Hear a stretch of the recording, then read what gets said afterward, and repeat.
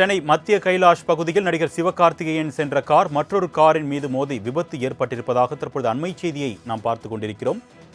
இது குறித்த கூடுதல் விவரங்களை செய்தியாளர் நௌஷாத் வழங்க நாம் கேட்கலாம். வணக்கம் நௌஷாத், என்ன ஆச்சு, கூடுதல் விவரங்கள்? வணக்கம்.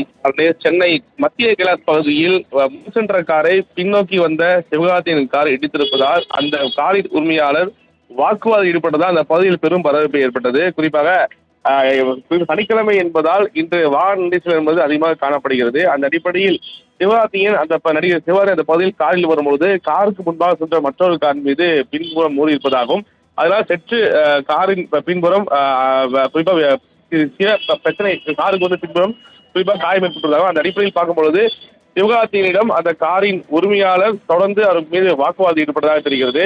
அந்த பகுதியில் மயிலாப்பூர் பகுதியை சேர்ந்த குறிப்பாக காவல்துறை அதிகாரி அந்த பகுதியில் வந்து அவர் இருவரையும் சமாதானம் செய்த காட்சியை நம்மால பார்க்க முடியுது. யாருக்கும் எந்த ஒரு பாதிப்பும் இல்லை. ஆனால் காருக்கு மட்டுமே சட்ட சிறிய விபத்து ஏற்பட்டிருப்பதாகவும் அதை சரி செய்து தருமாறு காரின் உரிமையாளர் வாக்குவாதம் ஈடுபட்டதாகவும், ஆனால் மிக முக்கியமாக அந்த காரிற்கு அனைத்து ஆவணங்களும் சரியாக இருக்கிறதா என்பது குறித்து காவல்துறையினர் இருதரப்பிலும் விசாரணை மேற்கொண்டது பார்க்க முடிகிறது.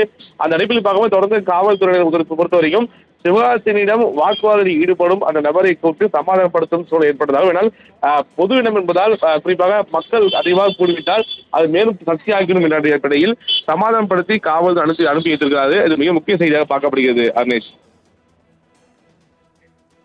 கூடுதல் விவரங்களுக்கு நன்றி நௌஷாத்.